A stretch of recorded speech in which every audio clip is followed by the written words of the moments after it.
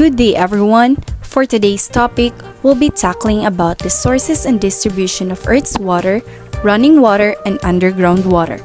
To be presented by Miss Kairanisa Dumrang and yours truly, Maria Nicole J. Dorma. Without further ado, allow me to discuss sources and distribution of Earth's water and running water. So here's the learning objectives. If you look at the Earth from space, it appears blue as over half of the Earth is covered with water. When talking about the distribution of Earth's water, we will look at what percentage of water is found in lakes, oceans, and rivers, how much of our water is trapped deep underground or even frozen. Now, all of the water that exists on Earth, of that 100%, a staggering 96.5% of it exists as a salt water in our ocean. Only 2.5% of all water on Earth is fresh water, and the remaining 1% is other salty water that exists in estuaries and other brackish bodies of water. Let's focus in on that 2.5% that exists as fresh water. There are only 2.5% of our water that might possibly be available for us to use. Of that fraction, nearly 70% is locked as solid ice in Earth's glaciers and polar ice caps, which is not accessible for human consumption. Another 30% is trapped in the ground. This could be used by humans by the drilling of wells, although some parts of the groundwater is not readily accessible for us to drink or use.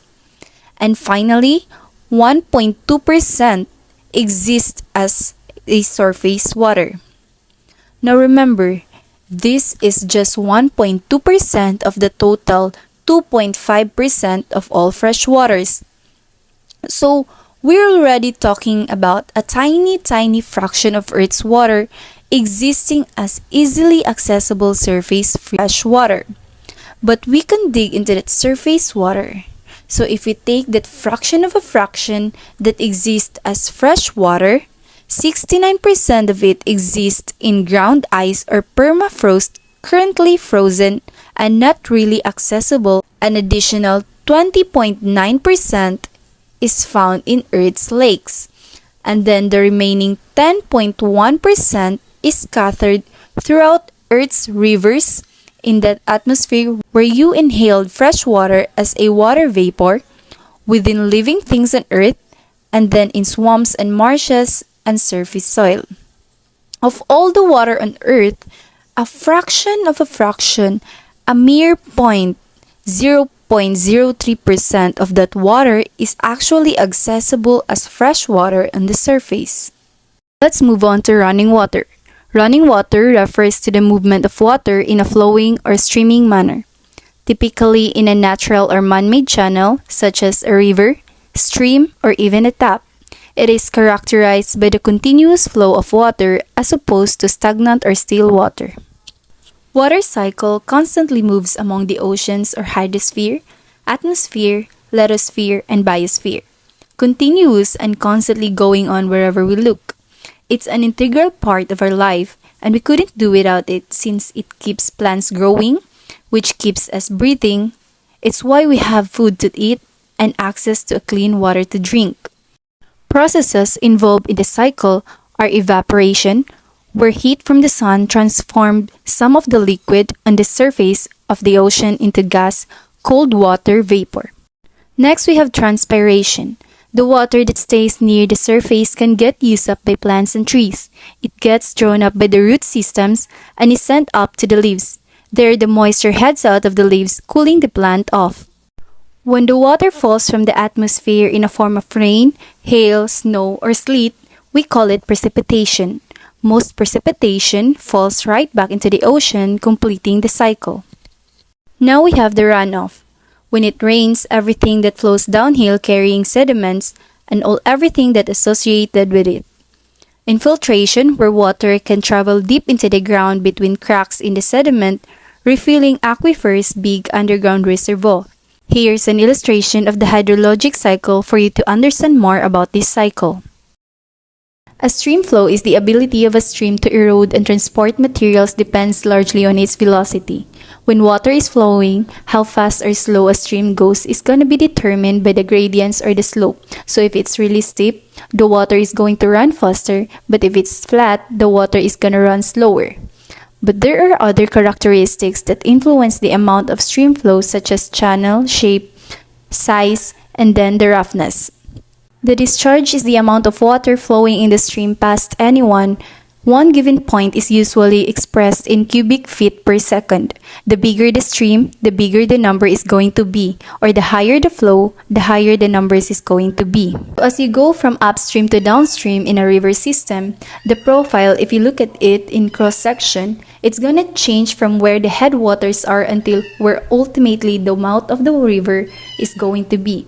The headwaters of the upstream, if you have a tendency to have a higher slopes, higher velocities, as it goes further and farther down slope, and the slope starts to flatten out, the velocity slows down, and you have the tendency to get more discharge.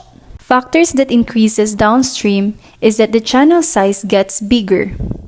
Factors that decreases downstream, as you go downstream, the gradient or the slope gets flatter. Base level, where the lowest point to which a stream can erode to.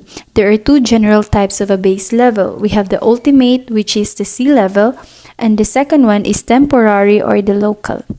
We have the work of streams. Erosions. Streams generally erode their channels, lifting particles by abrasion, grinding, and by dissolving soluble material. Deposition occurs when the floor of the rivers gets so slow that those particles start to drift down through the water column and lay down onto the bottom. Deposition occurs as stream flow drops below the critical setting velocity of a certain particle. The deposition are called alluvium. The big boulders comes out first, and then the rocks, then the pebbles, and eventually the salt. We have the features produced by deposition. Deltas.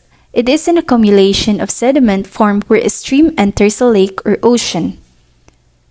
A natural leaf parallels a stream and helps to contain its waters except during flood stage.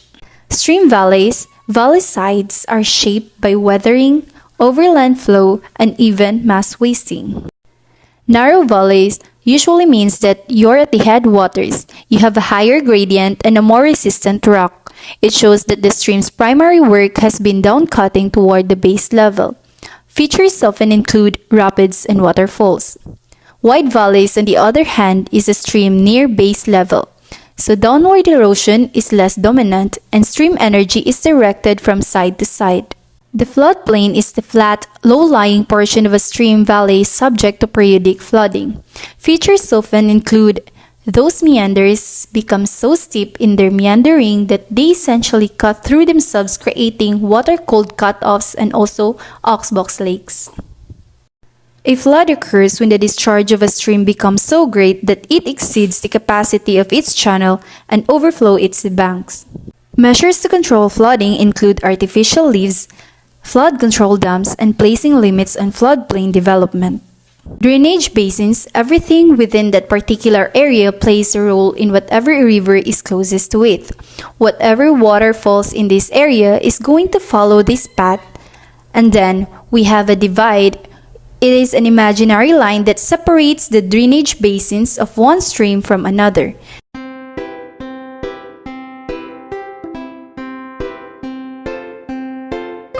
Good day everyone! Once again, I am Karonisa Adam Brown. Now, moving on to my assigned topic. Are you familiar with these pictures? Well, I know you are all familiar with this. And to those who don't know this, these are all groundwater.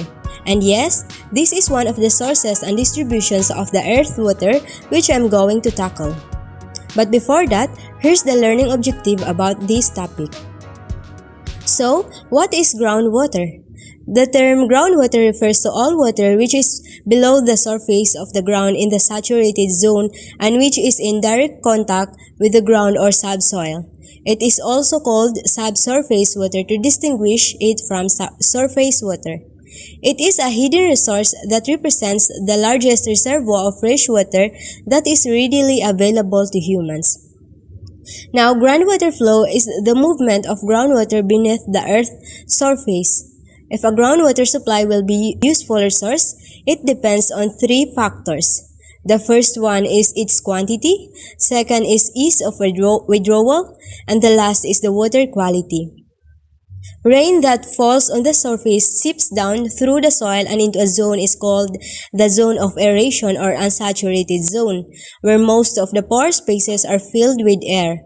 Pore space is the openings between geologic materials found underground. As it penetrates deeper, it eventually enters a zone where all pore spaces and fractures are filled with water. This zone is called the saturated zone or phreatic zone. The surface below which all openings in the rock are filled with water, which is the top of the saturated zone and is called the water table. Areas where water enters the saturated zone are called recharge areas, because the saturated zone is recharged with groundwater beneath these areas. And areas where groundwater reaches the surface like lakes, streams, and springs are called discharge areas, because the water is discharged from the saturated zone. Groundwater resides in the void spaces of rock, sediment, or soil, completely filling the voids. The total volume of open space in which the groundwater can reside is porosity. Porosity determines the amount of water that a rock or sediment can contain. In this case, where the pit is very tight and there are no gaps or pore spaces between the grains or crystals, we say that this rock has no porosity. There will be less pore space. The other one shows that the more spaces between the grains, the greater the porosity.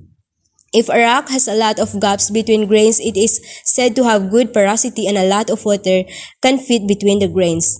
A rock with good porosity can hold a lot of groundwater.